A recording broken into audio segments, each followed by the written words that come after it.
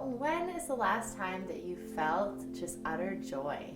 The last time I felt utter joy was in October. Well, that might not have been the last time, but it's the one that stands out.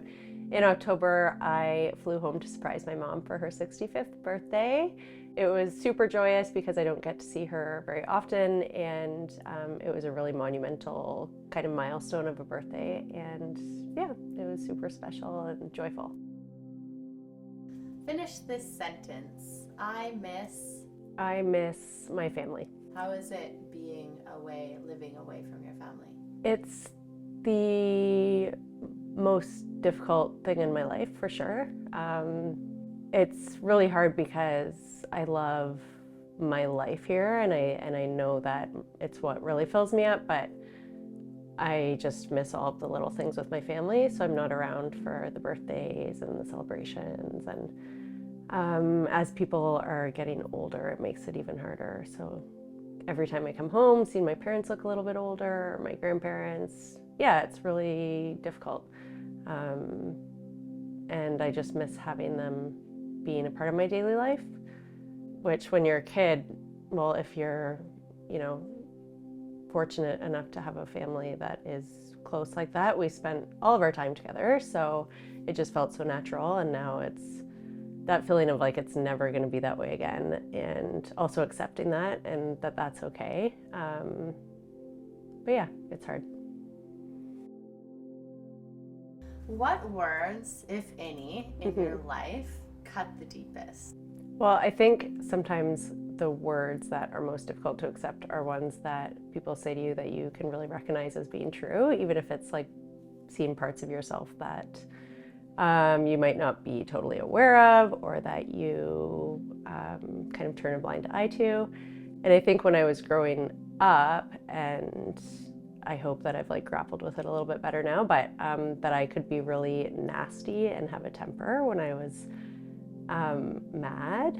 I remember that with like fights with my siblings a lot. Like I have a mean streak when I'm angry, and I can go and go and go and feel fine and not angry, and then there's like a moment where I can kind of snap and say super hurtful things to people I love.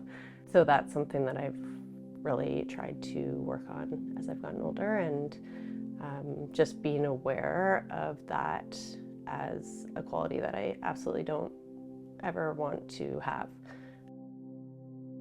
What is your greatest fear?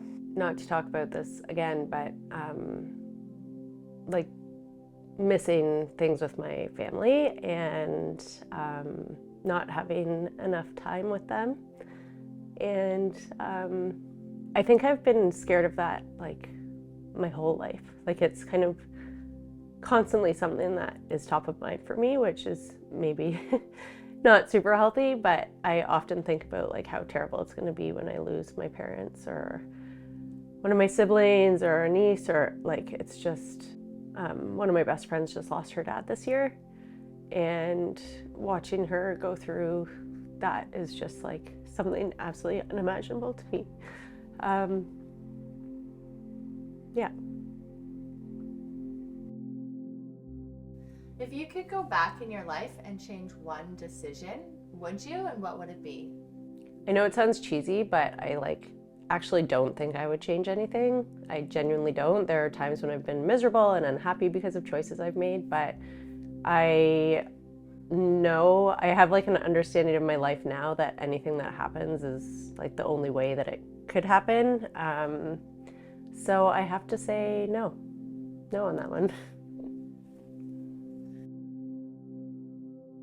What are you holding on to that's holding you back? People or relationships that have changed and that aren't the same as they used to be, and holding on to certain expectations, or wishing things were something that they aren't anymore. When I look at like people in my life who are much further ahead, like my parents, for instance, they don't have all the same people in their life that they had when they were 20, and like that changes, and that's okay. Letting those things go without any also feeling of like betrayal, or just being okay with letting relationships go that aren't serving anymore. If you could tell your younger self any one thing, what would it be? It's okay to be vulnerable. It's okay to lean on people. It's okay to be hurt and to talk about it and not put up walls and, pretend everything's okay. I went through like a really horrible heartbreak, as I'm sure most of us did when I was in my 20s.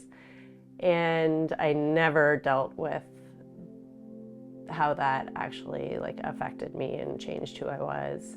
Now it's like how much more I could have gotten out of that experience if I had been able to like really deal with that experience in like a true and honest way instead of just trying to shut it out and trying to be okay. And the older I've got, I just feel like vulnerability I try to tie into everything I do, and it's what I appreciate so much in other people too, and it's how we can connect with each other. And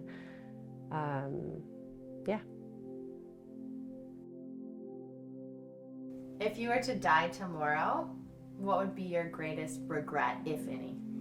Working too much. I feel like I'm in a state right now where I'm just kind of grind mode and thinking of the future and how it'll pay off in the future. But like, especially the last few years, I've really felt like I don't have a ton of space in my life for like doing the things that make me joyous outside of work. And it's always kind of something in the distant future, like I'll get that one day, I'll get that one day.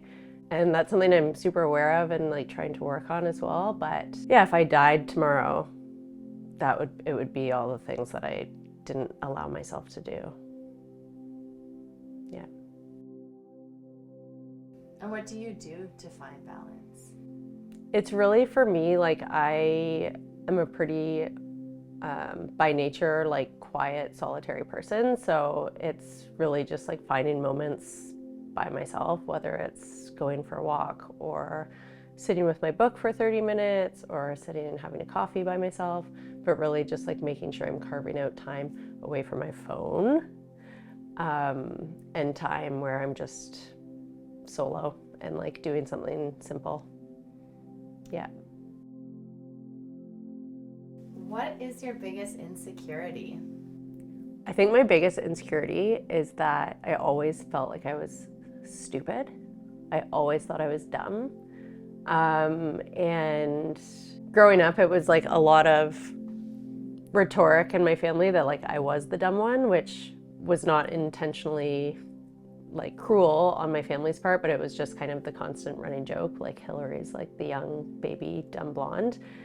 But that like really stuck with me for a long time. I always felt like I wasn't like smart enough to do anything. I remember there was like times in my 20s where I literally felt like I couldn't conversate because I was like second guessing everything that came out of my mouth. In any type of like intellectual conversation, I would just second guess everything that I said, like, oh, that was dumb, that was stupid, like I shouldn't try to contribute. And that has definitely like affected the way that I am in the world and like what I thought I was worthy of, and also like how I do handle situations, because I don't stand up for the things I necessarily believe in all the time, because I think maybe like I'm fabricating something in my head or I'm not fully understanding like the situation. Yeah, so that would be the biggest one for me. In a past relationship, Mm-hmm. what has been a red flag that you completely ignored? In a recent relationship, I had very red flags from people who were telling me certain things directly about somebody, and I wasn't listening. Or I was listening, but I was justifying. And that eventually got to a point where you can't really make justifications for things anymore. And also just like another lesson to listen to your gut and listen to what people say, because actions speak louder than words.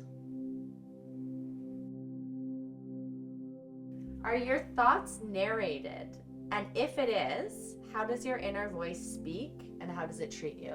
Yeah, my brain is always going, and it's looping a lot.